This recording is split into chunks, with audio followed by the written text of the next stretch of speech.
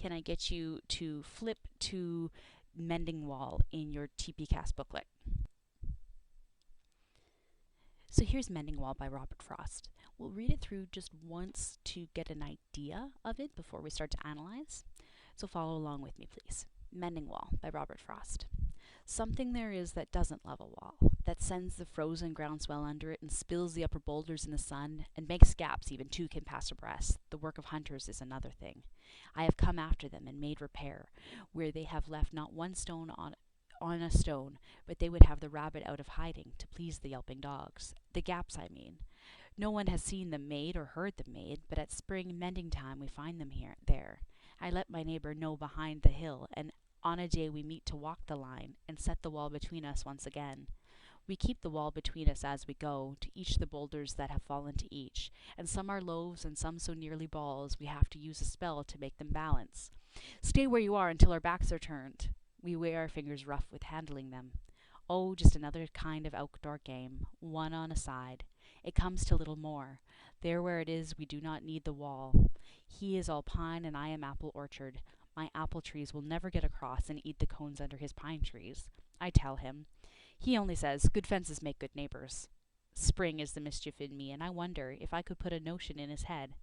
Why do they make good neighbors? Isn't it where there are no cows? But here there are no cows. Before I built a wall, I'd ask to know what I was walling in or walling out, and to whom I was like to give offence. Something there is that doesn't love a wall, that wants it down, I could say. Elves to him. But it's not elves exactly. I'd rather he said it for himself. I see him there, bringing a stone grasped firmly by the top in each hand, like an old stone savage armed. He moves in darkness, as it seems to me. Not of woods only, and the shade of trees. He will not go behind his father's saying, and he likes having thought of it so well. He says again, good fences make good neighbors. So we have this rather famous poem by Robert Frost about two farmers who keep rebuilding the same mending wall. And it might actually help to have an idea of what one of these walls would look like. Robert Frost is a famous English poet, and he's talking about one of these walls that you can see in old sections of England that are really just fashioned of different sized boulders, you know, some the loaf size, some the pebble size that they mention in the poem. And these walls, they don't have any binding agents in them. And so Mrs. Cameron was actually telling me that they had kind of, I don't know what they're called, but kind of a special cobbler who would build these walls and would know exactly what size and shape of rock would be needed in order to make up this wall. And so it was kind of an art to putting these walls together, but they could be knocked down fairly easily because they had no binding agent. There was no cement holding them together.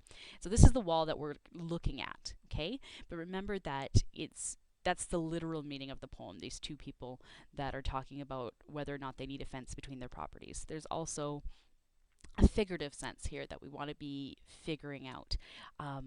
What is this wall representing in the poem? Okay, so let's start with the title from the TPCast method. Looking at the title, it's obviously important because it's talking about the wall that is the subject of our poem, but it's kind of a strange title if you think about it. Mending wall makes sense on one level because the wall is being mended within the poem, right? It's being put back together by the two men.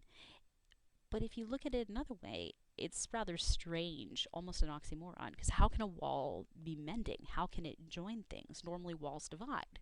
And so we have an idea being set up here about what can bind a relationship together and what separates it. So if I can get you guys just to make a few notes on the side about the title.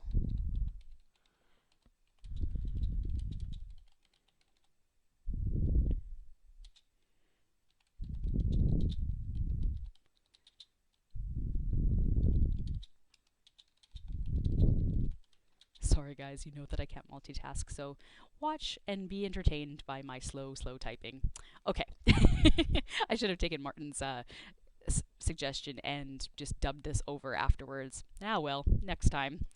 Okay, so that's the title. Now we go to the P in the TPCast method, the paraphrasing.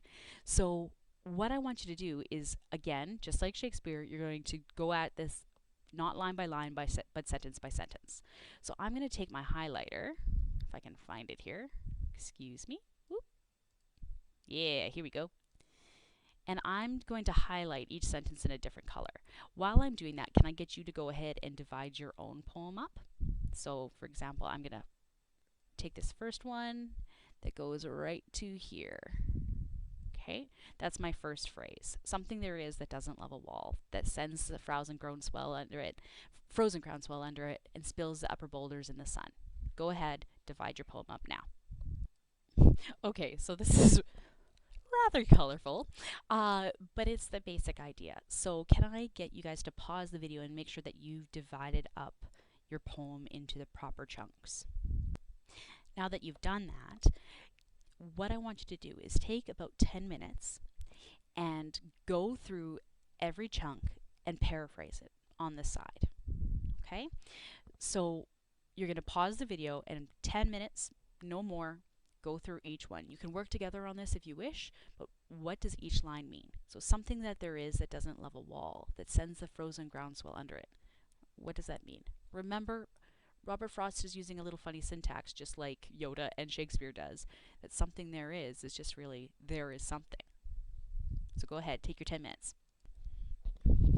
Okay, so now that you've gone through and paraphrased all the different chunks of the poem, it's time to go through again and look for specific diction, figurative language, anything that catches your eye that's going to lead us to that figurative level of understanding. So again, I'm going to get you to pause and just go through and circle anything that catches your eye. Okay, so I can't possibly go through everything that you would have discovered. I have no idea all the magic you found in this poem on your own, but let's go through a few important bits, and hopefully it'll cover some of the things that you discussed with your neighbors and on your own. Discussed on your own? That makes no sense. But there is no way to delete a line from a podcast, so we're just gonna leave it there. All right.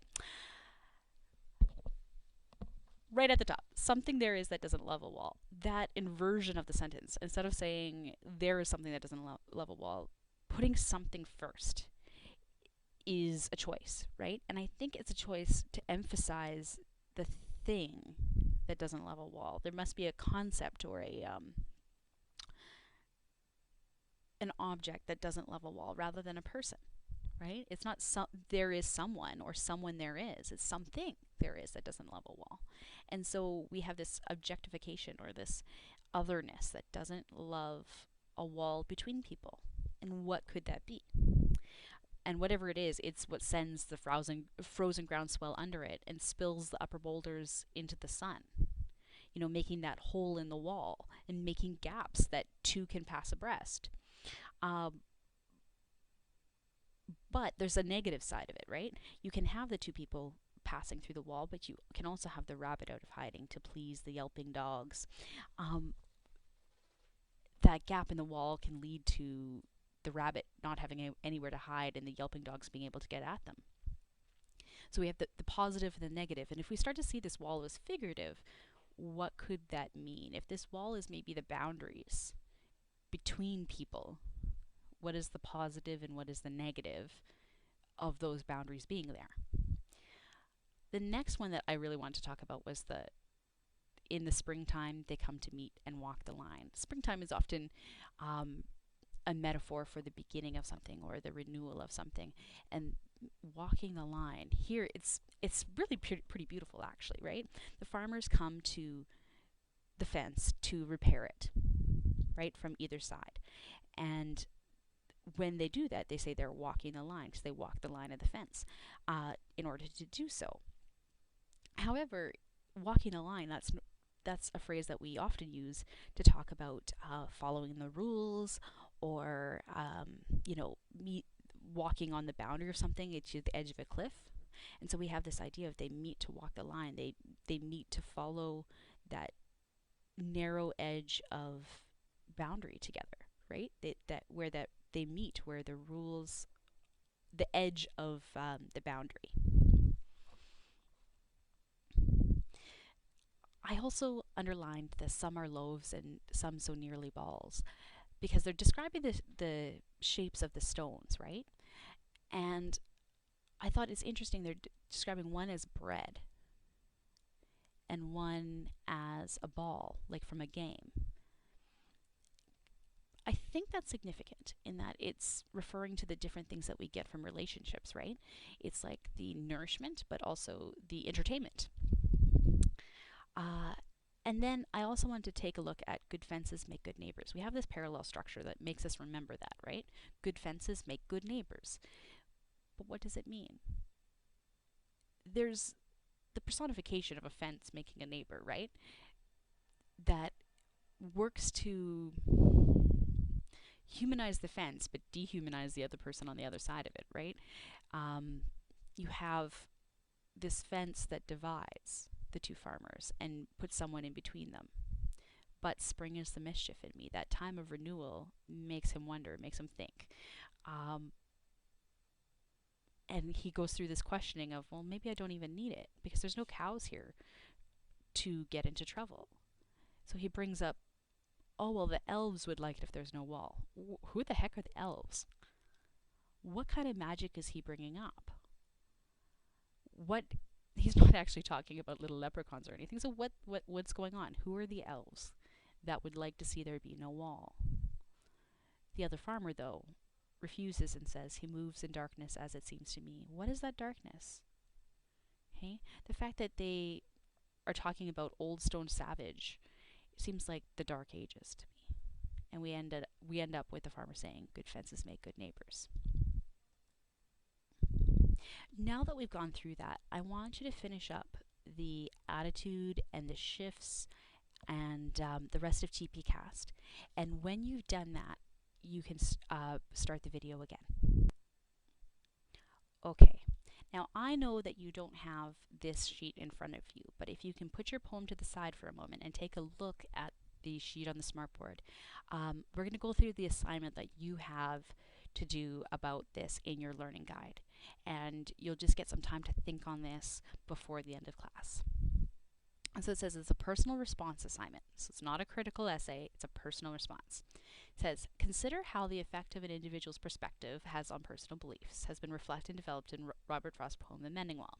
Does that seem familiar? Individual's perspective on personal beliefs? I believe you've seen that before.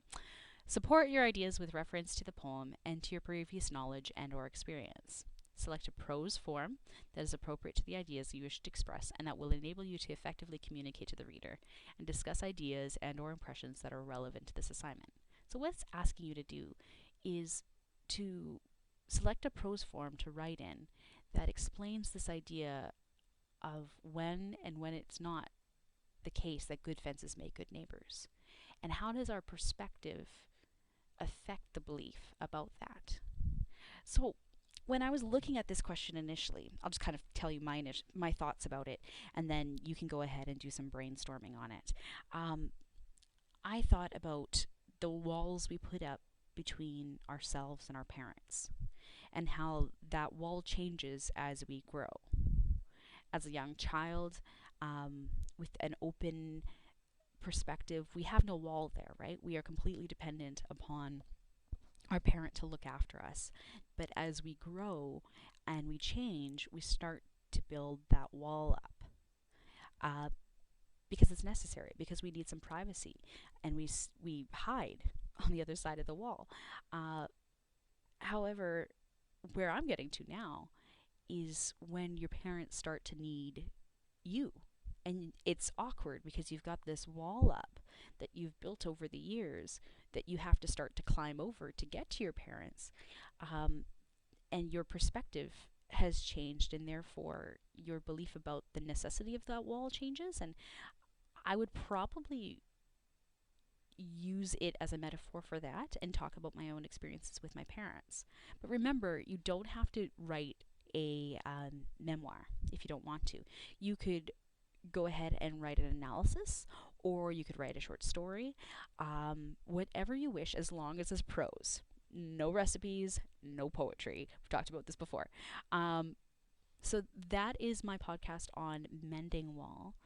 What I'm going to do is get you guys to just pause the video so that you can see this page up on the screen and do some planning.